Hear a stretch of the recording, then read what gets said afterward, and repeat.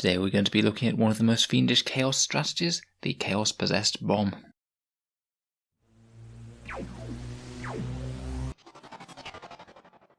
Hello and welcome back to Auspex Tactics, the strategy focused 40k channel, where we're all about getting the most out of our miniatures on the tabletop. Today we're back for another Know Your Enemy type video, where we're going to be going over the various things that Chaos players can do with the Possessed Bomb, and I'm hoping it'll be at least somewhat helpful to people who are thinking about running these very big units of Possessed, and all the silly things that you can do with them with enormous amounts of stacking buffs. Possessed are a really good unit for being able to get all the buffs out of the whole Chaos range on one unit, because they both have a Legion trait, so that means they can get a generic buff from the Chaos Legion. They have the Demon keyword, which means that a lot of the psychic powers that work on specifically demon units can work on them, and they also have a Chaos mark, so say Mark of Nurgle or Mark of Slanesh, which can allow them to have even more options, including having things like demon spells cast on them, or being affected by some of the auras in Chaos Demon Codex. In this video we're basically going to do a synopsis of all of the different things that you might see run in these various big scary units, so you have a little bit more of an understanding of what such a unit might do if you see it on the other side of the table, and aren't caught unawares. So without further ado, let's get into it. So I thought we'd start by looking at the actual Possessed datasheet itself. So this is its unit with the datasheet via Warhammer, and Possessed are an elite's choice for Codex Chaos Space Marines. They'll cost you 17 points per model, so they're not all that cheap, and they're dedicated melee monsters with no shooting output whatsoever. Possessed have a movement of 7 inches, weapon skill and ballistic skill 3+, strength 5, toughness 4, 2 wounds, D3 attacks, leadership 8, and a 3+ save. They are armed only with Horrifying Mutations, which is a melee weapon that's strength user, AP -2 and damage 1. Overall, some bits of the profile are very useful. Movement of 7 is great for getting them towards the foe, strength 5 is very good, and 2 wounds certainly lets them shrug off some damage. They're also protected by a demon save, so they've got a 5+ invul save on top of that 3+ armor. But to be honest, despite all this, if it was just this base profile, then they wouldn't actually be all that scary a unit. They can only deal some damage in close combat, and that damage is reasonably mediocre when they do get there, only really being any good against infantry. It is most definitely all the buffs and things that you can do to make them stronger that makes them scary. In terms of other options, one of them can take a Chaos icon. Probably the most useful is the Icon of Excess if you're using Slanesh Possessed. This can allow Death to the False Emperor to happen on 5s rather than 6s, meaning that they will be getting more hits. They also have Hateful Assault, which means that when they charge in or are in the first round of close combat, they'll actually be getting D3+1 attacks, which is a decent increase in itself. Firstly, when they're rolling for those writhing tentacles, you roll a d3 when a unit of Possessed is chosen to attack in the fight phase, and the result is the attack characteristic for each model in the unit. This means that you only roll the d3 once, and that applies to every single model, so if you roll a 1 it could be very underwhelming indeed, but it does mean that it's a really powerful way to use a command point reroll if you do happen to use a 1, as that's a way of using one command point to essentially get an average of 20 more attacks in the fight phase if you're using a maxed unit of Possessed. Speaking of that, that's another reason why they're such a great unit for piling buffs on.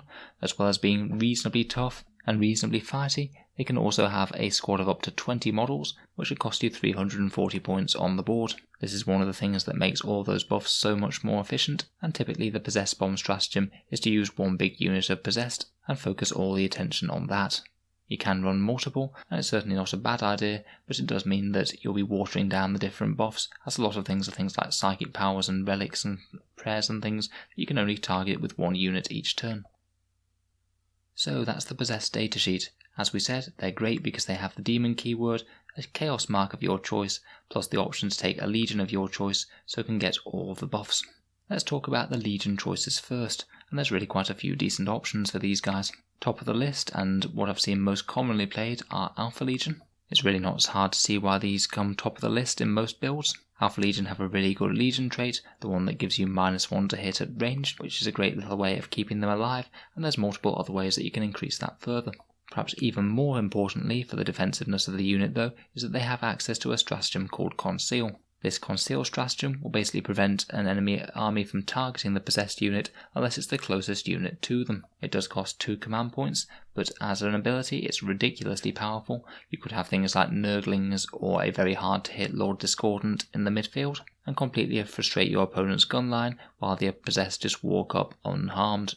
On top of that, they also have some excellent movement things. Possessed aren't all that slow with the 7-inch movement, but they're not incredibly fast compared with some other options as well. They can use the stratagem Forward Operatives, which can give them a 9-inch pre-game movement, which really helps them close the gap with your opponent.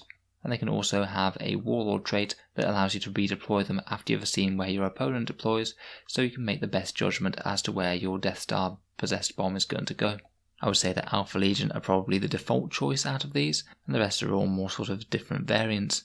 One of the other more common ones is Emperor's Children. These guys will always be fighting first thanks to their Legion trait.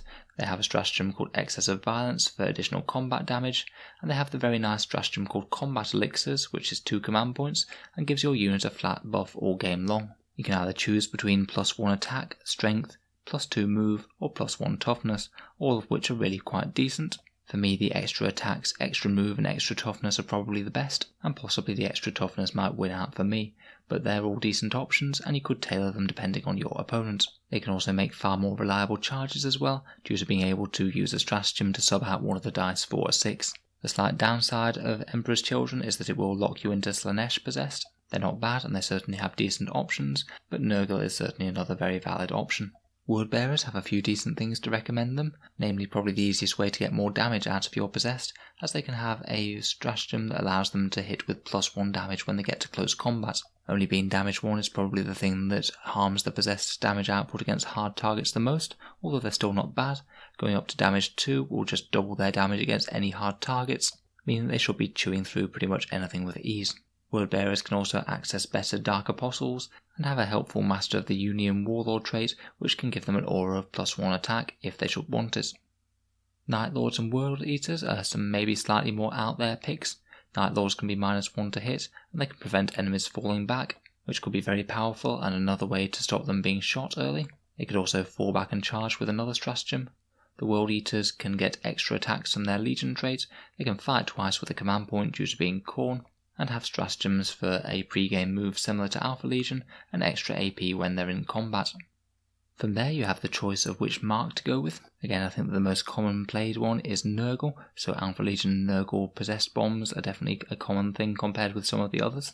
2 of the main reasons to go Nurgle are the fact that you can use Miasma of Pestilence on them, which is another nice simple -1 to hit psychic power, which stacks very nicely with the Alpha Legion trait, meaning that they'll now be -2 to hit at long range. Virulent Blessing is another great way of getting a bit more damage out of them. It gives them +1 to wound, and every wound roll of a 7+ will count as double damage, and that can also be stacked with Veterans of the Long War to make that even more likely. Slaanesh also has an absolute ton of interesting options, mainly from the Chaos Demons Codex. In the Chaos Space Marines book though, there's Delightful Agonies, giving them a 5+ Feel No Pain type save, making them a lot more durable against flat damage 2 weapons. They can get that Icon of Excess that we mentioned earlier. They have great synergy with the Contorted Epitome of Slaanesh, the relatively recent release of that disturbing Contorted Mirror. This one does a few handy things. It can prevent enemies falling back, it can give them extra strength, and it can also cast 2 psychic powers to buff them. One of the other great psychic powers in the Chaos Demons book is Hysterical Frenzy, which could potentially be used to get an entire extra fight phase if your possessed bomb is already in combat during your own psychic phase. On top of all this, it can give you an extra option for the Dark Apostle, as his prayer can make them advance and charge, meaning that they're even faster. Tzeentch also has some reasonable options, but I just don't think it's quite as strong as either Nurgle or Slaanesh in my opinion. And for me, the main advantage of Khorne is being able to access the Fight Again stratagem. In terms of other buffs that you can add onto the units, barring the main choices, there's plenty of generic character buffs that can help out. You can get +1 strength being near a Demon Herald of the same mark. Demon Princes can give you rerolls of 1 to hit and also help with psychic powers and be combat threats in their own right, and Greater Possess can give them +1 strength. If you're adding all of these +1 strengths together, then being near a Herald, the Epitome and a Greater Possess for example, will give you some very scary strength 8 possessed now. Never mind any stratagems such as Veterans of the Long War. There really isn't a lot that these guys won't be able to kill in close combat when they're properly buffed. The Apostles can also be helpful. I think I mentioned it briefly earlier, but the prayer Benediction of Darkness to make them -1 to hit can make them even harder to remove. If you manage to stack that with Alpha Legion and the Miasma of Pestilence from Nurgle, then your possessed bomb is now -3 to hit and immune from the vast majority of shooting from a lot of armies. If you can get another prayer out for them though, then Solitaire Portent is great. This one's just another +1 to wound buff. Again, it could stack with something like Virulent Blessing to make those mortal wounds happen so much easier. We can also start throwing on psychic powers to these. The Master of Possession has some great synergy with these, with his Malefic Discipline. particularly the Cursed Earth for a +1 to their invul save, and Infernal Power could give them rerolls to hit and wound. From Dark Hereticus, the Warp Time Psychic Power is an old favourite, and it's certainly relevant here. Being able to move twice with a massive 14-inch movement then charge will really give them a lot more threat and be able to actually get to the enemy a lot quicker. And Prescience can also help out for when they're there in close combat, making them hit that bit better. As always, Veterans of the Long War is a great stratagem. +1 to wound will help them out against any target, and it's certainly something to consider whenever you're using any Chaos unit that's pretty big against any target. And finally, they can also be in the Demonkin Vigilist Specialist attachment, which is one of the ones from Vigilus Ablaze. They can have a Shepherd of the True Faith Field Commander Warlord trait, which you can have in addition to your standard Warlord trait for a command point. And this one gives another helpful close combat buff, as wound rolls of 6 will also deal a mortal wound. They have another really helpful damage dealing stratagem for the fight phase, which for 1 command point, Vessels of the Neverborn give them +1 strength and +1 attack, which again are 2 absolutely excellent buffs to have in the fight phase. Now, there are an absolute ton of options here, and obviously no list is going to actually have all of these, and I think it will be wasteful to do so. You can certainly overinvest. I think that there is quite a big scope for being creative though, and exactly which options you choose to put together. I honestly really like Alpha Legion and their concealing abilities, and then that could either use a Nurgle or Slanesh strategy, depending on which buffs you prefer and how it better fits into your army. I do think that they gain a lot from the Chaos Demons Codex, so they'll typically be accompanied by a Chaos Demons detachment on the table, which might mean there might be some lesser demons or Nurglings about to fill out those battalions, because honestly these guys can do fairly well without much support, but they'll really go to the next level if you have a lot of command points available. If you see them on the other side of the tabletop, be aware that you might not be able to shoot them that early. If they're Alpha Legion and are using the Conceal stratagem, be aware that they might be able to use forward operatives to get fairly close to you, and then use warp time to be able to get quite an easy first turn charge, so they really can move very fast across the table. And depending on exactly how the unit is buffed and what other characters are nearby, they can basically go through near enough anything, though their damage output does drop off if you manage to remove some of their buffing characters. In terms of trying to counter the Possessed Bomb, obviously you can kill them dead if you have the firepower to do so, and they're not being blocked by Conceal or something. And if you can't kill them, then managing to pick off their characters in any way that you can, whether that's via sniper fire or by charges of your own, and their damage output and raw scariness will quickly drop off. They can only deal damage in close combat, so they are a ripe target for being move blocked. If you do have some big units of chaff that you can throw in their way, things like Orc Gretchen jumping, or Imperial Guard infantry squads moving into their faces, then they'll likely be a bit annoyed that they can't get into the heart of your army. If you can't adequately kill or move block them, then it might just be best to focus on the objective game and try and take down the rest of the Chaos army. They are likely to have made some significant sacrifices in terms of army construction and the units that they're taking, just to support all of these possessed and manage the amount of characters that they might need to help them out. So if you can manage to ignore the possessed and take the rest of the army down, then you might have a chance of winning the game anyway, even if they do swarm across the table and do their thing to the majority of your units. Overall, I do think that they're a very scary threat on the table for Chaos at the moment.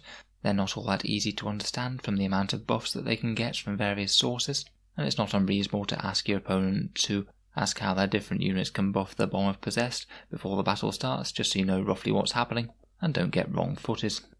Despite this sheer amount of damage output and durability they can get, they don't seem to be winning tournaments all over the shop at the moment, and I think they're still really quite a hard list to use, particularly at the competitive level.